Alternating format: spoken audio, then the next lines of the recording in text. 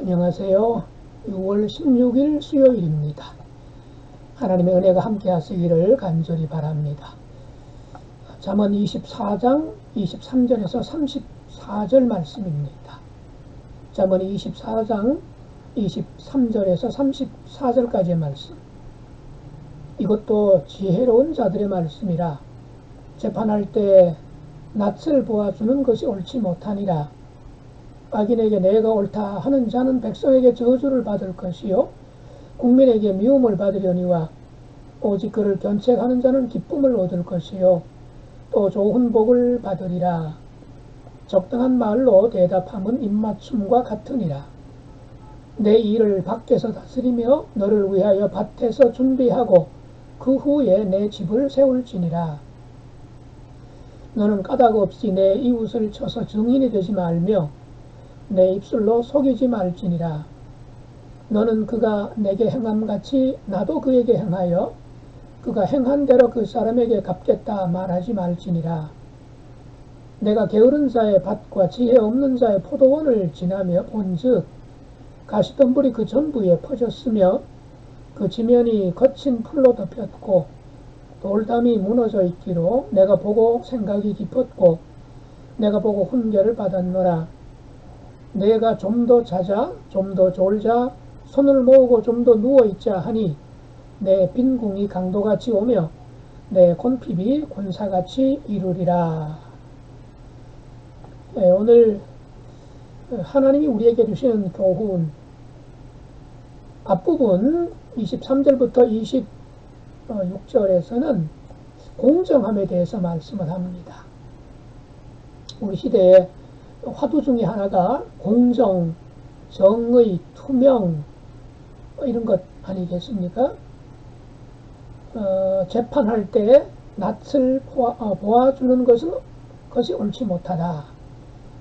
즉 재판 법정은 정말 공명정대해야 되는데 공정해야 되는데 어떤 사적인 관계에 있다든지 자신의 호불호에 따라서 또는 자신의 어떤 성향에 따라서 판결할 가능성은 인간이기 때문에 있을 가능성이 있지 않겠습니까? 최근에 불거진 이런 결과들을 보아도 좀 납득하기 어려운 부분도 있고 어떻게 저런 판결을 내릴 수 있을까?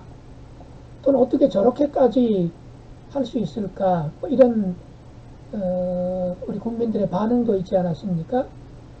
그런데 재판할 때 낯을 보아주는 것은 옳지 못하다. 악인에게 내가 옳다 하는 자는 백성에게 저주를 받을 것이요 국민에게 미움을 받을 것이다.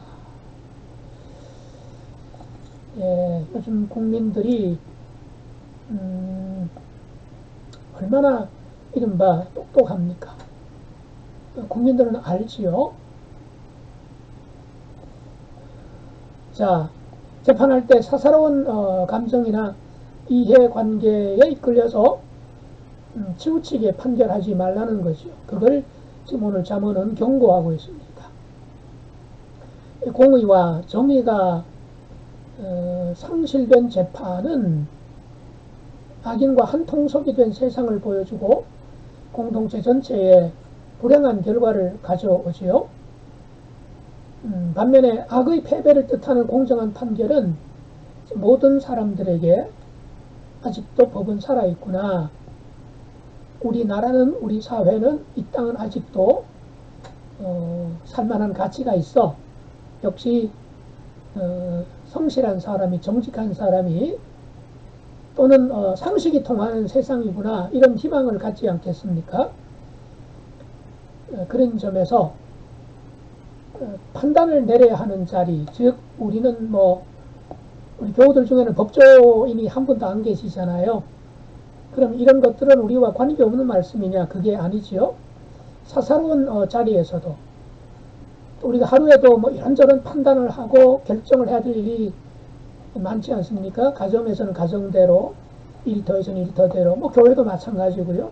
그럴 때에 어떤 돈에 이끌리거나 또는 정에 이끌려서 나하고 좀 가깝기 때문에 또 내가 이렇게 결정을 하면 나한테 뭔가 반사 이득이 생길 거라고 하는 이런 생각에 따라서 판단하거나 결정하거나 따라가지 말라는 얘기지요. 그래서 우리 각자가 있는 자리에서 공의를, 공정을 깨끗하게 살아가는 것, 이게 지혜로운 삶이고 우리 교회를, 우리 사회를 건강하게 세우는 좋은 기회가 되겠지요.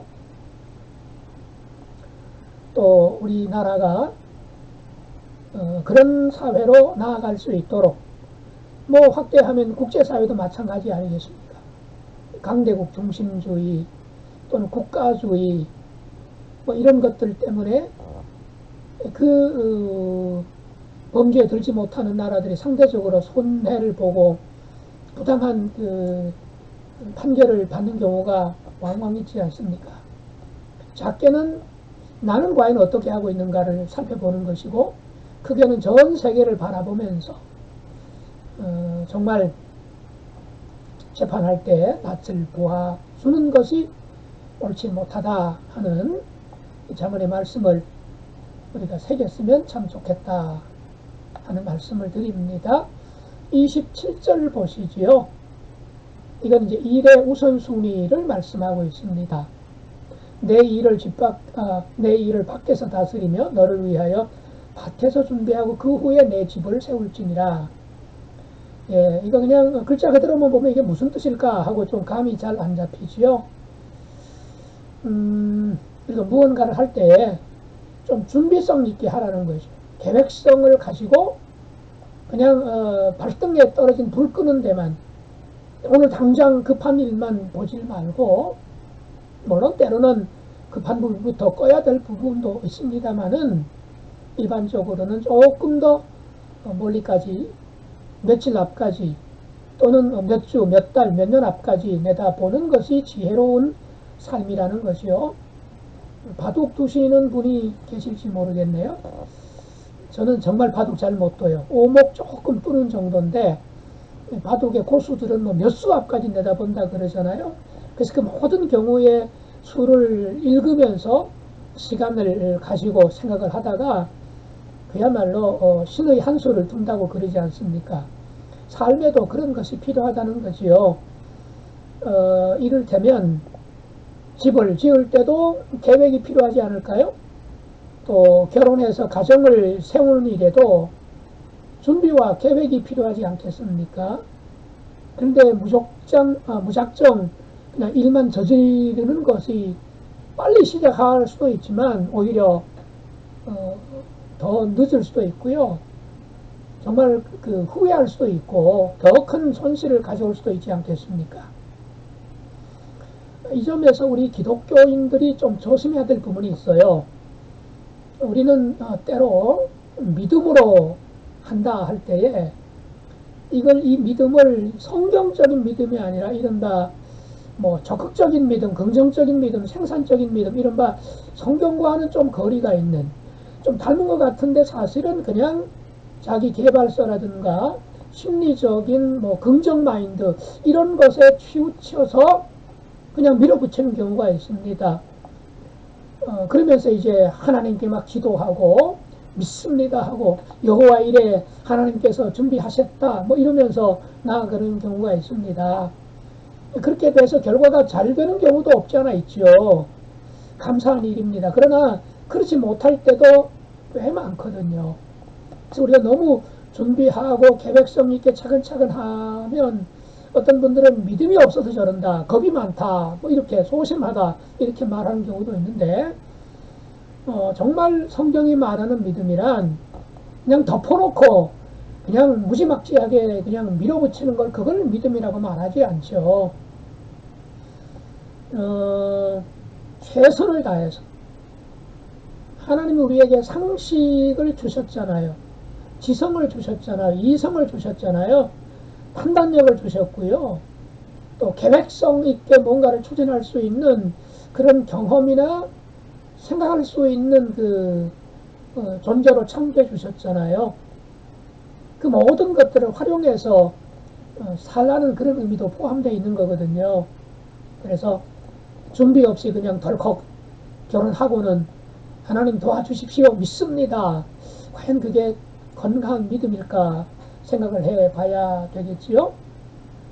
예, 그래서 준비하고 그 후에 내 집을 세울지니라 라고 말씀을 합니다. 예, 무턱대고 믿음이라고 하는 말을 우리가 오용하거나 남용하지 말아야 되지요. 오래전에 그런 광고 카피 여러분 다 기억하실걸요? 약 좋다고 남용 말고 약 모르고 오용 말자. 예, 믿음 좋은 거죠. 근데 그거 남용하면 곤란합니다. 또 그리고 믿습니다 하면서 그 믿음을 자기 어떤 믿음 또는 자기 주관에 빠져가지고 그것을 성경적인 믿음이라고 그렇게 오용하는 것도 곤란하거든요. 그래서 정말 그 건강한 믿음 그렇게 좀 나아가야 될 것입니다. 특별히 우리 한국 교인들이 좀 그런 경향이 좀 많거든요. 이른바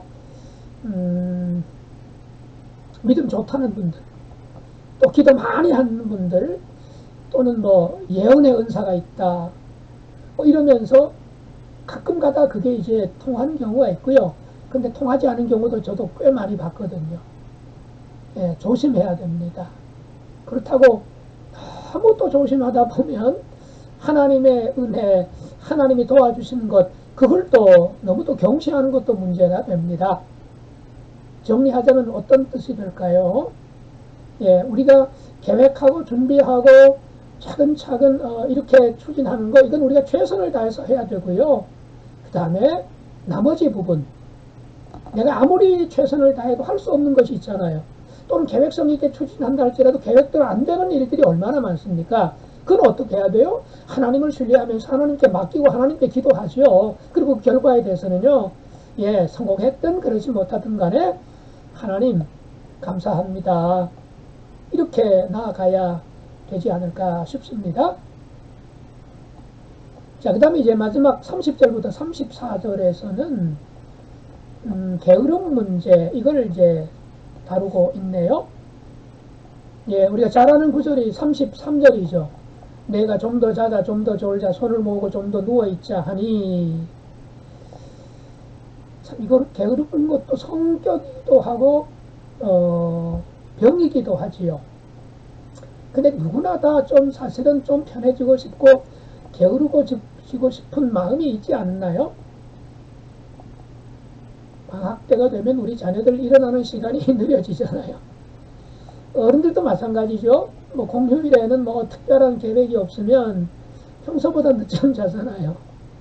그게 인간이죠. 그만큼 우리 몸을 가지고 있는 육신은 좀 더 자고 싶고 좀 더 졸고 싶고요. 좀 더 누워 있고 싶은, 그게 어떻게 보면 당연하죠. 문제는 그게 이제 깊어질 때, 지속될 때, 뭐 방학 때나 또는 뭐 공휴일 이런 문제가 아니라 정말 바쁘게 움직여야 될 때에도, 때로는 뭐 잠을 자지 않고 일해야 될 때에도 이렇게 된다면 그야말로 34절에 나와 있는 것처럼 내 빈궁이 강도같이 오며, 강도가 언제 올지 모르잖아요. 그래서 이 게으름이 결국에는 인생을 강도 만난 인생이 되게 만들어 버린다는 거지요. 그래서 좀 부지런하게 뿐만 아니라 성실하게 하는 것이 필요하지요. 눈만 가리고 아웅하는 눈가림으로 하지 말라는 것이. 그래서 그 로마 교회 교인들에게 편지를 쓰면서 사도 바울이 그랬잖아요. 뿌린 대로 거두게 하시는 하나님. 예, 참 그렇죠. 우리가 뿌린 대로 거두고 또 심은 대로 추수하는 것, 하나님 나라 원리 아니겠습니까? 오늘 말씀에 익숙한 것, 특별히 우리 재판할 때 치우치지 말자.